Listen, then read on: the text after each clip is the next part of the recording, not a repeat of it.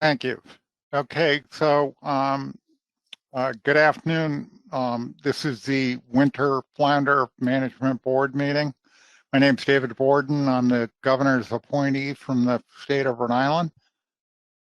So we have a relatively short agenda, most of which is relates to reports. And the main purpose of this meeting is to set specifications for 2021. So I'll just run through the items on the agenda under other business. I only have one item. Tony's asked for like 1 minute to update us on an issue. And when we get to that subject, I'll ask whether or not anyone else wants to add anything to the agenda. So in terms of the agenda, any additions or deletions to the agenda other than what I said? There are no hands up that I can see, Tony. I don't see any hands either, David. Okay, so any objections to approving the agenda?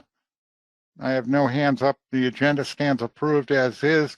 Approval of the proceedings is the next item of business. The proceedings of October 20th. Any objections to approving the proceedings? If you object, please raise your hand. I see no hands up. The proceedings stand approved by consent. Public comments, we normally take public comments on issues that are not on the agenda. So are there any members of the public that wish to comment on a winter flounder issue that is not on the agenda? And for this, Tony, I think I'm going to ask you, do you have any hands up? No hands, David. Okay, so although we don't have any public comments, I may take, at this time, I may take public comments later on, depending upon the circumstance. So we get to the substance of the meeting. We've got two items. One is a technical committee report, and the other is advisory committee panel report. So Dustin, would you like to provide both reports? And I think you can do both at the same time, and then we'll take questions on both of them. Yes, thank you, Mr. Chair. I'll just transition over to my screen now.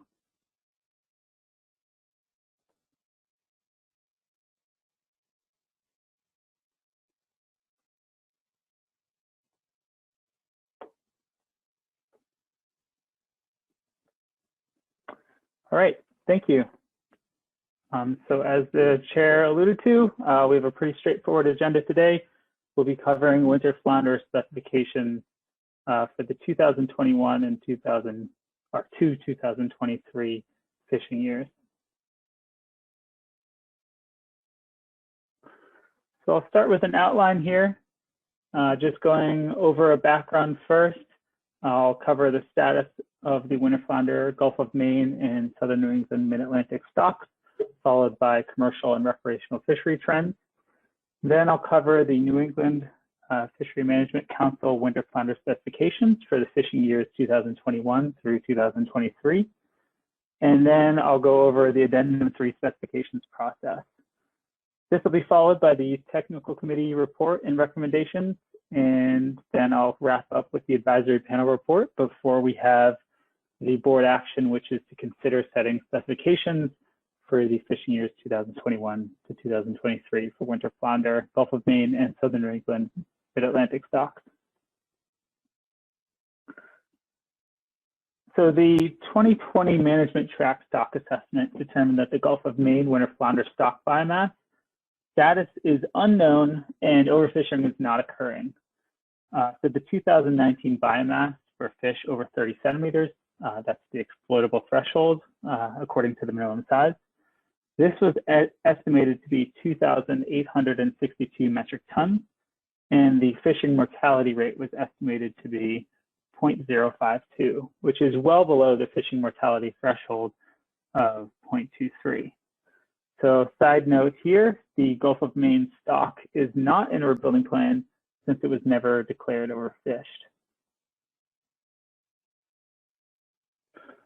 Here we have a quick snapshot view of the surveys which informs the stock assessment.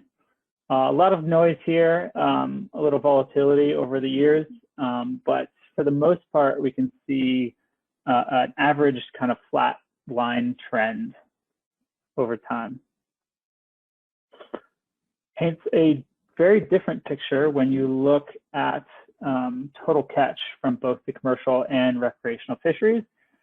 As you can see, total catch has declined in the 80s and precipitously in the 90s and has remained quite low since.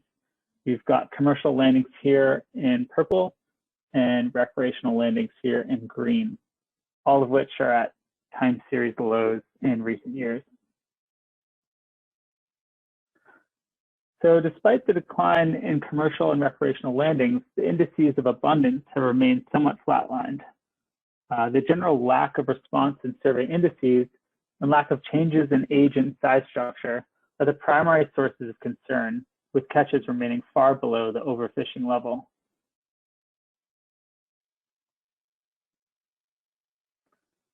So now moving on to the Southern New England and Mid-Atlantic stock. The spawning stock biomass in 2019 was estimated to be 3,959 metric tons, which is 32% of the biomass target and 64% of the biomass threshold for an overfished stock. Both SSB, or spawning stock biomass, and fishing mortality are at time series lows. And as a reminder, this stock is in a rebuilding plan with a target date of 2023 and a projection using assumed catch in 2020 and fishing mortality of 0 through 2023 indicated that there was about a 5% chance of rebuilding SSB to the target by 2023. So overall, the outlook is not looking very good for this stock. And here we have recreational landings for the Southern New England stock. As you can see here on the graph, we have the old MREP landings in red, and the blue designates the new MREP landings. So there was a scale up here.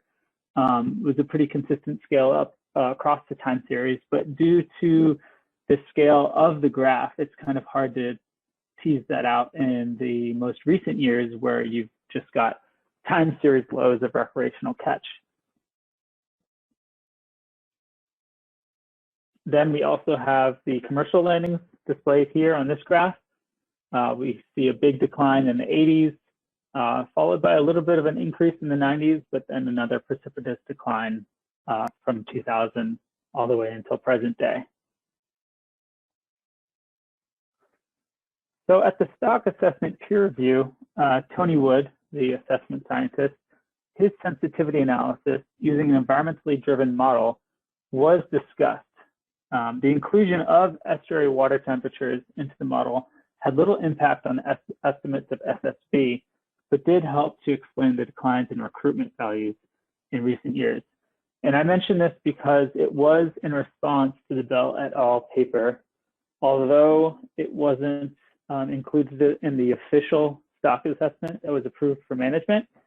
It was ran as a sensitivity analysis just to show that these things are being explored and that it may help explain recruitment, but may not really contribute to any differences in estimated levels of spawning stock biomass. So now moving into the specifications portion of this presentation. After these two stock assessments were accepted for management use, the council met in December to set specifications for federal waters. And this table displays the total ACL and state subcomponents for each of the stocks. The state subcomponent is comprised of both recreational and commercial catch. And the commercial portion of the state subcomponent is caught by vessels that do not hold federal Northeast multi-species permits. And the recreational portion is based off of MRIP estimates of recreational catch. The subcomponent is an estimation of what the state fisheries will harvest each year. It's important to note that it is not an allocation, and there are also no accountability measures associated with the state water subcomponent, meaning that there is no pound for pound payback if the state water subcomponent is exceeded. So looking at this table, you can see that 2021 to 2023 Gulf of Maine state subcomponent was revised upwards from the 2020 value to reflect the recent fishery trends using 2017 through 2019 average catch. And the reverse happened for the Southern New England mid-Atlantic stock, which was revised downwards to reflect a reduction of catch in recent years. So as a reminder, Addendum 3 was approved in 2013, and this revised the specification process so that the recreational and commercial fishery measures may be set for up to 3 years to better align with the federal water specifications process. Previously, measures were changed through addendums, and the majority of the measures that are currently in place were set through Addendum 2.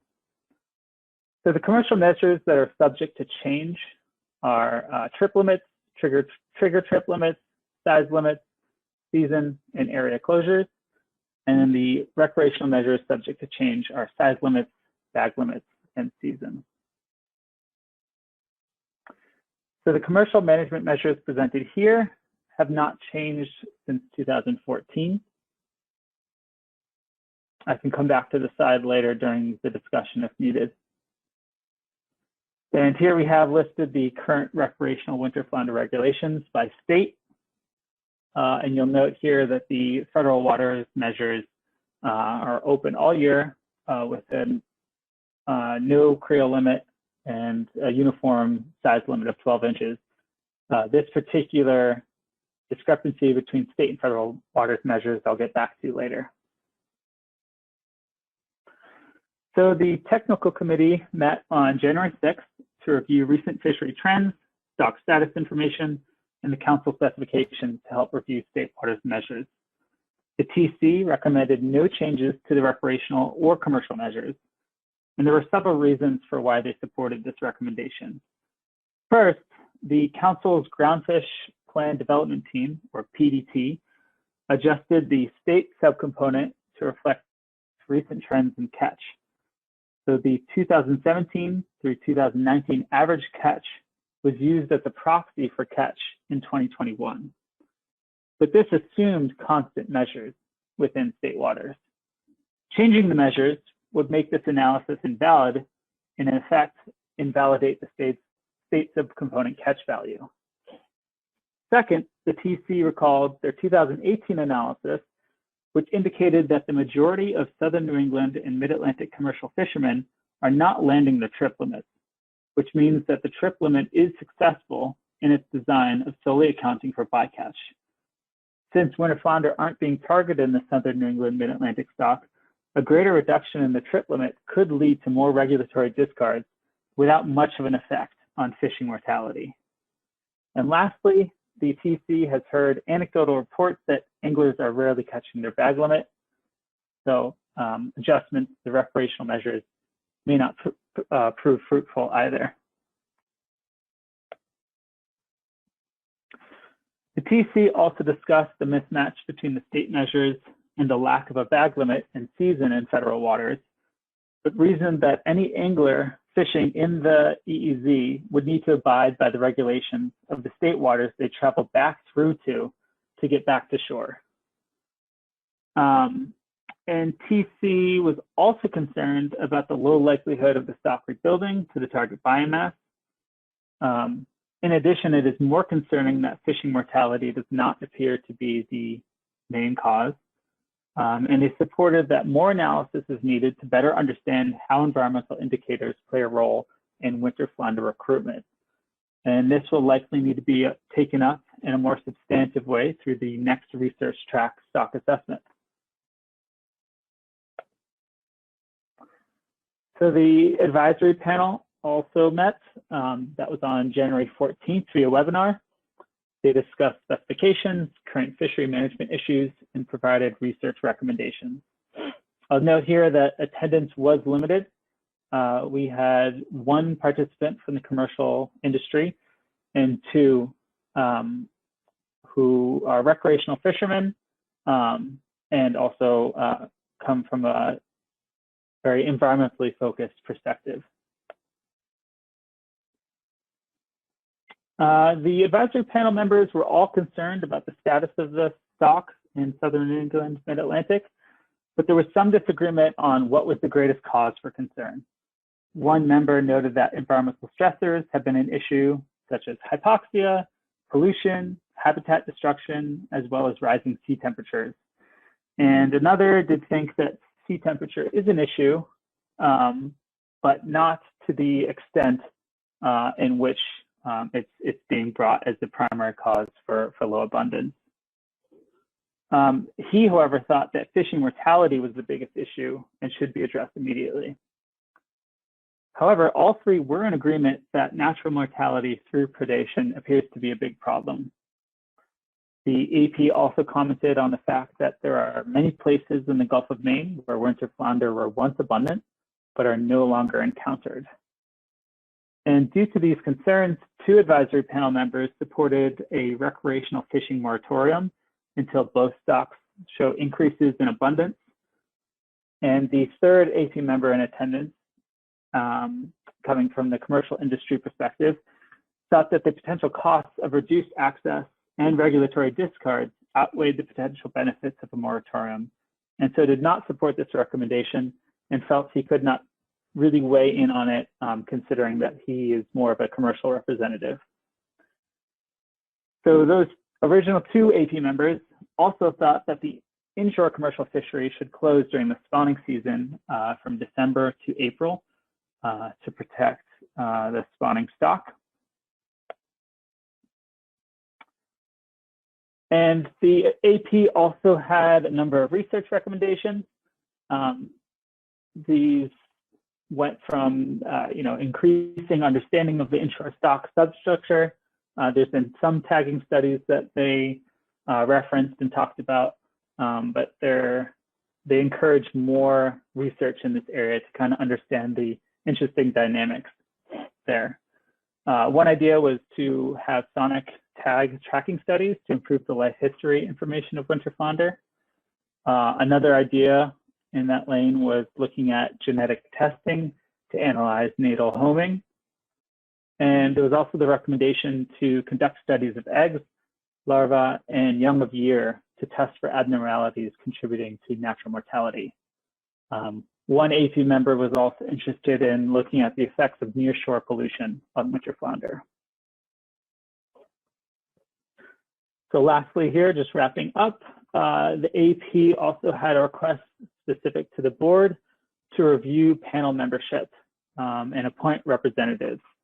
They recognize that this is an issue more broadly, not just with winter flounder, but there's been decreased participation in the advisory panel process.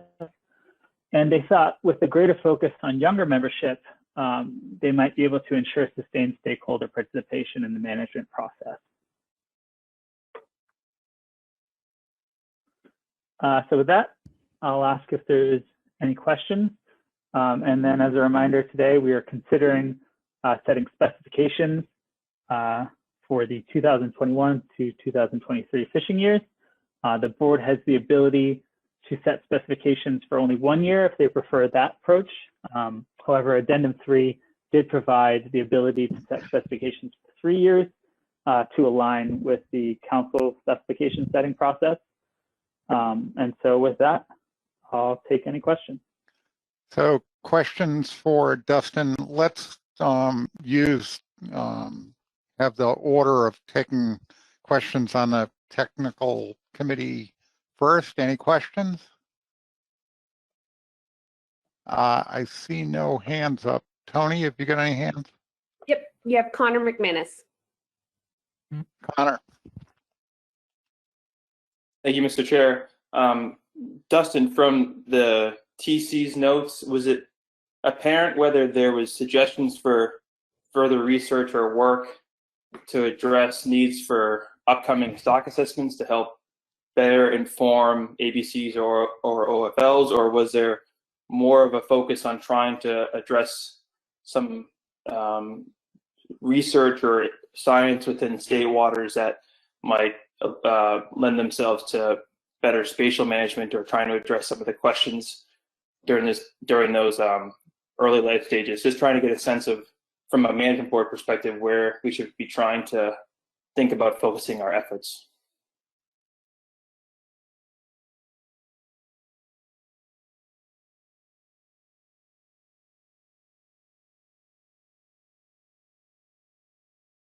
Dustin?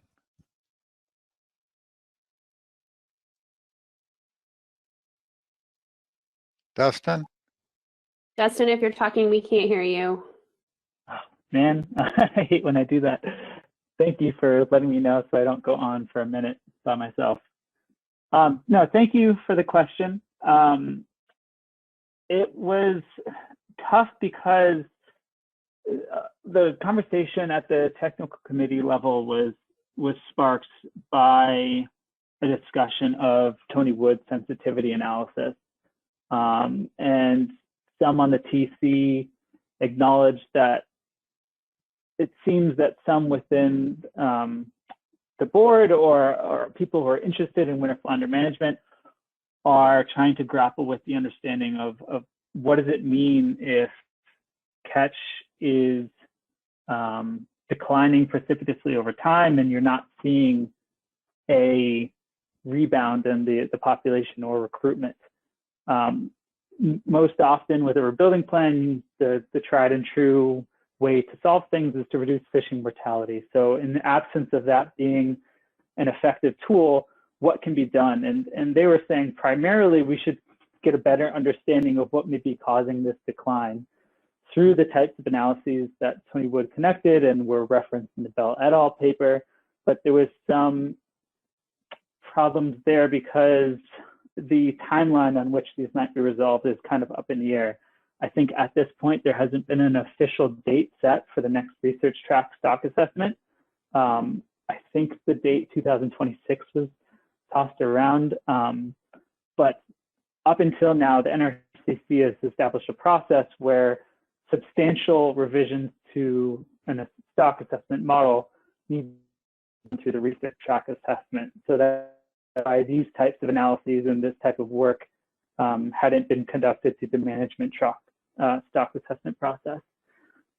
I may have kind of answered your question. You can maybe try reiterating again if I've missed some of your key points there. Connor, a follow-up?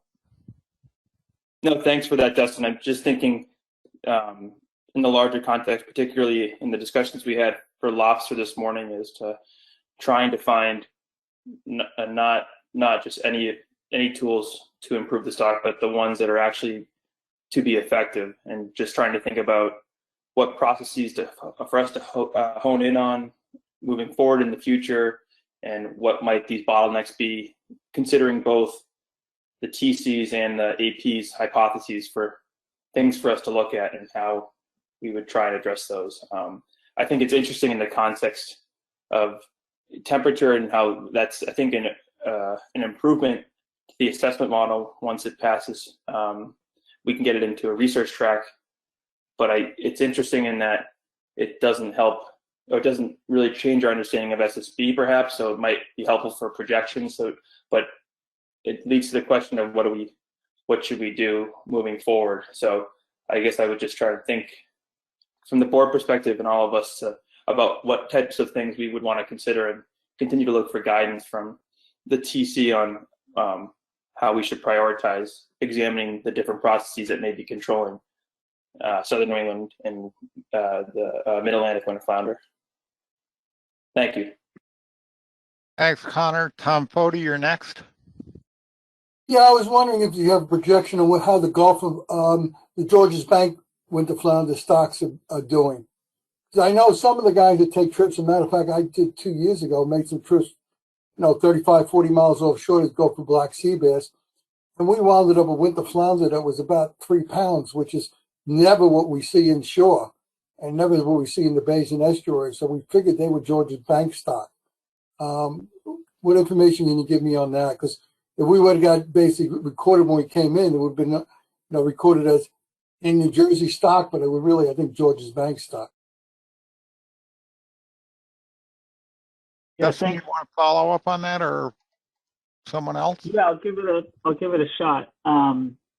I'm relatively new to winter flounder, so the majority of my experience in my learning process has been centered on these two stocks. So offhand, I can't give you the scientific stock assessment perspective. I can maybe pull that up later in the discussion, but I do know that during the advisory panel meeting, the commercial fishery representative was saying that they have been encountering some really sizable, some really large winter flounder. And it seems from his perspective that there is a healthy offshore stock.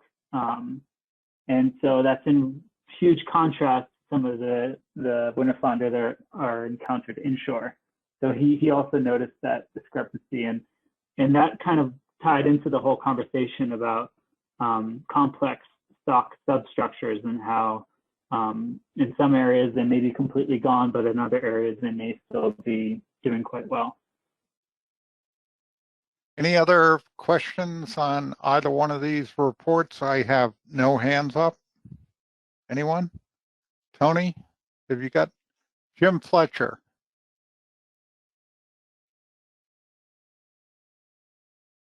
Since Tony is there, would you ask to the Jamaica Bay effect of the estrogen on winter flounder? And is it possible that one of those slides you showed had small fish in it? Has any consideration been done to enhancing the stock through producing mainly female fish? Thank you.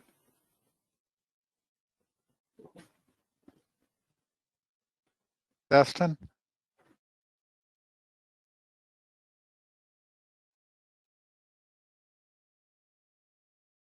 Mr. Chair, I'm not sure if that was directed to me, or I'm not sure if I'm able to answer that. Dave, could I follow up on what Fletcher was asking? This is Tom Fody. Certainly. Yeah, what he's talking about is Dr. McElroy's study that was done in Jamaica Bay, which showed that there was only females in most of it. I mean, it was like 15-1, 16-1, 14-1, and I think it was 13-1 in surveys she had done over a period of time looking at winter flounder in Jamaica Bay. And as some of you know, I grew up fishing Jamaica Bay, and that has huge sewer outflows right into Jamaica Bay. And matter of fact, if you ever go out in the Bell Park when you pass Starlight City, that's still the landfill seeping into Jamaica Bay from what we basically put in them many years ago. So there's a high concentration of endocrine disruptors in Jamaica Bay, and it looks like it's affecting the sex of winter flounder inside the bays and estuaries. Is one of also the facts that New Jersey was the last one to see a collapse in the winter flounder stocks, even though if it was due to warm water, we should have seen the first collapse. But we have no bays or estuaries that we directly dump sewage into. We just pump it directly into the ocean. So they winter flounder were left alone when they were in the bays and estuaries. That's just a hypothesis, but Dr. Mack, she's a friend of Emerson, could probably add some more to that. Thanks, Tom. Anyone else for a question for Dustin? I don't have any hands up. If not, we're going to move on. I asked the staff to develop a draft motion. If they could put that up on the board, please.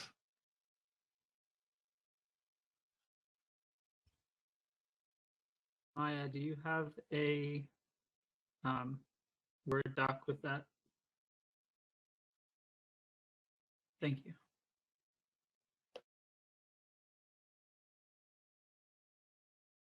All right, you can see the motion that the staff recommends. Would someone like to make that as a motion? If so, raise your hand. Got Connor McManus. And then I have Dennis Abbott as a second. So any discussion on the motion? Thank you, Mr. Chair. I guess I would just say, well, I do support this motion. I would just urge us to continue to think about, similar to other stocks in other circumstances, what we want this fishery to look like, and try and think through about what the goals are for us in southern New England, particularly in southern New England for winter flounder. Thank you. Thanks, Connor. Dennis, would you like to comment on the motion? No, I don't think there's anything to comment on. Thank you. Okay, thank you. Anyone else? I have no hands up. So let me ask, are there any objections to approving this motion by consensus? If so, raise your hand. There are no hands up, so the motion stands approved by consensus. Next item on the agenda is other business. Tony, do you want to report on a follow-up item? Thank you, Mr. Chairman. And I apologize, I'm having some work so I can have some heat added to my house since I have none right now, and there might be some loud construction noises. So a couple of commissioners have raised some concerns with staff, and we started to touch on some of these concerns either through the TC report or issues that folks have brought up. Connor, you raised some of them in terms of trying to figure out what is the science that we need to understand in order to start seeing rebuilding for this, in particular, southern New England mid-Atlantic stock, and even some questions with the Gulf of Maine stock for winter flounder. And so, the stock assessment showed that you wouldn't be able to rebuild the stock by 2023, and that is the end date for the rebuilding program. And we do not manage this stock alone. We partner with the New England Fishery Management Council on this stock. Federal regulations are set through the council. The commission just sets regulations in state waters, as we've done today. And there have been some questions raised about the discrepancy between trip limits in federal waters versus state waters. And so I think that there needs to be some additional discussions with the New England Fishery Management Council that we have done some through the NRCC about how to move forward with management in this stock, what happens when we don't rebuild in 2023, questions such as that. And there are some questions that we would want to bring forward to the Science Center. Tony Wood did this paper that was not a part of the official peer review for the assessment, if I'm understanding correctly, and we would need some more science, which we thought was going to be included in this last assessment, but then it turned out it wasn't. And so I think we just need to find a path forward for trying to rebuild this stock, or having an understanding of what is possible. Maybe it isn't rebuilding the stock, but what does happen. And so I think we want to we will bring forward these questions and raise these issues with the NRCC to try to work together as both NOAA Fisheries, the Science Center, and New England Fishery Management Council to find a path forward. Thank you, Tony. Any questions for Tony? I see no hands up. Any other business to come before the board? And there are no hands up, so the meeting stands adjourned by consensus.